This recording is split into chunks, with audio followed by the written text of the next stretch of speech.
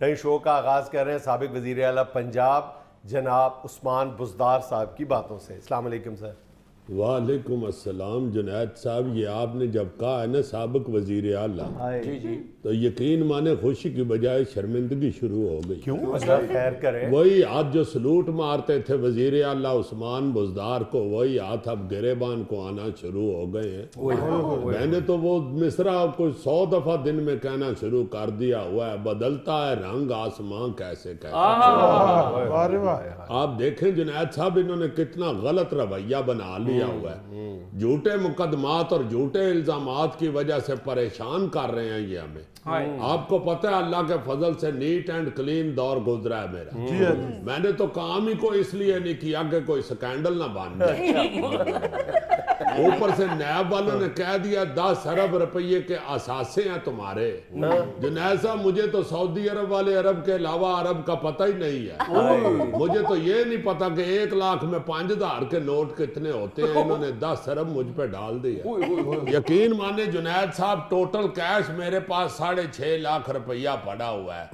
वो भी उस वक्त पूरा हुआ है जब मैंने 1 भैंस और 2 देसी कुक्कड़ बेचे हैं। फिर भी बुज़दार साहब बड़े अच्छे पैसे मिल गए आपको। 6 लाख रुपया 1 भैंस के और 2 देसी कुकड़ों के। मेरा ख्याल वो कुकड़ अंग्रेजी में बांग देते होंगे। नहीं जुनैद साहब, 2.5 लाख तो पहले था ना। अच्छा अच्छा अच्छा। हाँ जी, ये 4.5 लाख भैंस और 2 कुकड़ा। अच्छा अच्छा अच्छा। जुनैद साहब, एक बात याद रखना, देसी कुकड़ जो होता है वो बांग पंजाबी में ही देता है। उसको देसी कुकड़ कहते ही इसलिए हैं, वो कू ही करता है। चिट्टा कुकड़ बने रे थे। मैं माफी चाहता हूँ, बीच में चिट्टा आ रहा है, आप ये गाना ना गाएं। अच्छा बुज़दार साहब, ये जो इंडियन मूवी में किया हुआ वो भी देसी कुकड़ ने किया हुआ है? वो लड़की ने खुद किया हुआ है।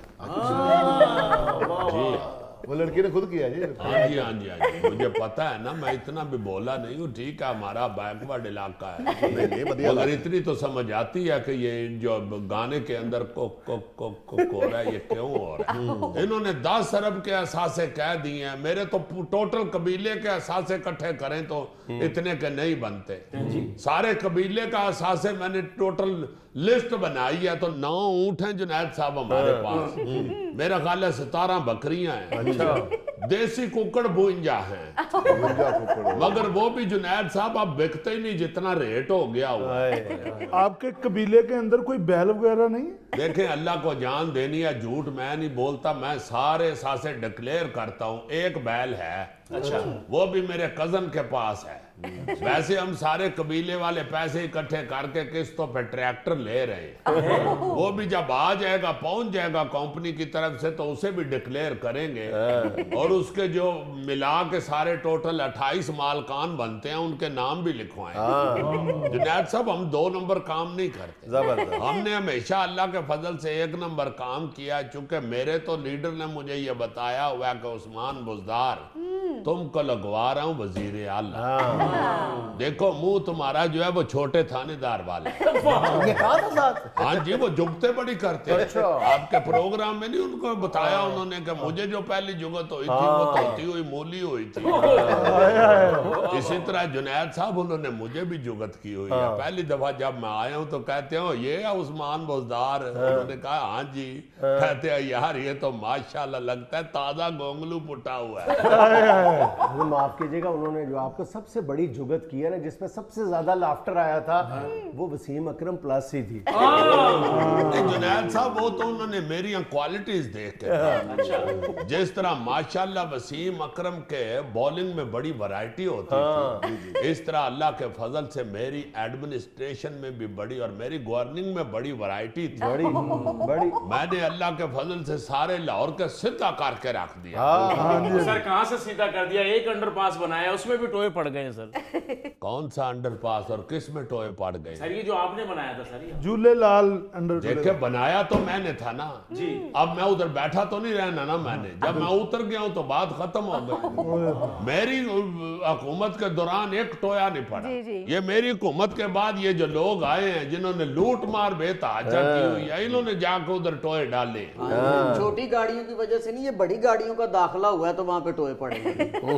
और जुनैद साहब बहुत देखे ज्यादती वाली बात है, इन्होंने मुझे नैब में बुलाना शुरू कर दिया हुआ। आगे मेरे एक दोस्त के बेटे की शादी भी आ रही है, मैं इसलिए नहीं जा सकता पेशी के ऊपर। जुनैद साहब नैब वाले कहते हैं कि पेश हो, मैं कैसे चला जाऊं? शादी अटेंड करनी है, और हाई मई शादी होती तो मैं छोड़ देता। आपकी अपनी शादी तो नहीं है ना, किसी की शादी है, आपने उसमें क्या करना है? नहीं जुनैद साहब, मेरे उस दोस्त के बेटे की शादी है, उधर मैंने गाना भी गाना है। जुनैद साहब सराइकी गुलूकार मिलते नहीं है, बहुत कम गुलूकार हैं। फिर उसने मुझे कहा तुम्हारे भतीजे की शादी है, देख लो। फिर मैंने कहा ठीक है, अब जवानी में तुम्हारे साथ इकट्ठे गाना गाते रहे हैं, खेतों में बैठ के, तो कोई बात नहीं, शादी में भी गा देंगे। और साथ जुनैद साहब मैंने वन मैन शो भी तैयार किया हुआ, वो भी मैंने उधर करना है। मैंने ट्रैक्टर की आवाज निकाल के दिखानी है, और अगर ट्रैक्टर के ऊपर टेप रिकॉर्डर लगा हो तो उसकी आवाज फिर कैसी बन जाती है, वो सारा मैंने आइटम करना है। अभी थोड़ी सी करके दिखाए ना। नहीं जुनैद साहब, मैं माफी चाहता हूँ, मैं इधर मुफ्त इंटरव्यू देने आया हूँ, मैं अपना कमर्शियल काम इधर नहीं कर रहा। ऐसा बताएं कि शादी में जाना आपका इसलिए जरूरी है कि आपने देगों का नमक चाक के बताना है। नहीं जुनैद साहब, वो तो मेरी एक्स्ट्रा क्वालिटीज है। ये जो मैंने कमिटमेंट की हुई है वो इंशाल्लाह मैं पूरी करूंगा, गाने वाली भी और एटम वाली भी। अच्छा, अगर उसने कहा कि देगों का नमक भी चख दो तो चख दूंगा। जुनैद साहब, दोस्तों के लिए जान भी कुर्बान होती है, जुबान तो कोई चीज ही नहीं है। गुलजार साहब, कानून का अपना तकाजा है ना। जुनैद साहब, समाजी कवानीन को भी देखना चाहिए। अब समाज में रहते हैं तो फिर दोस्तियां भी निभानी पड़ती हैं। अब नैब वालों को चाहिए कि इतनी छुट्टी तो दें कि उस्मान बुज़दार साबिक वजीर आला पंजाब एक कदी शादी तो अटेंड कर ले। अच्छा, कुछ शादी आगे पीछे कर ले। जुनैद साहब, ये शादी है, कोई ट्रैक्टर थोड़ा है जो आगे पीछे कर ले। शादी तो फिक्स हो जाती है, कार्ड पे तरीके छप गई हैं। अच्छा, आप सर जी परेशान हो रहे हैं कि 10 अरब मेरे पास नहीं है, 10 अरब का केस बना रहे हैं। आपको टेंशन लेने की जरूरत नहीं है, वो जिन्होंने पता करना ना वो कर लेंगे। वही तो मैं डरता हूँ कि पता करना लेकर। सर आप सादे से बंदे हैं, आपसे क्या निकलना है? यही बात तो ये नैब वालों को समझ नहीं आ रही। उस्मान बुज़दार अल्लाह के फजल से सबको पता है सादा आदमी है, लालची कोई नहीं है। जुनैद साहब, आपको बताया टोटल हिसाब से अभी आपको गिन के दिखा दिया। हाँ, मुझे याद आ गया। अच्छा जी, मैं बेईमानी नहीं करूंगा।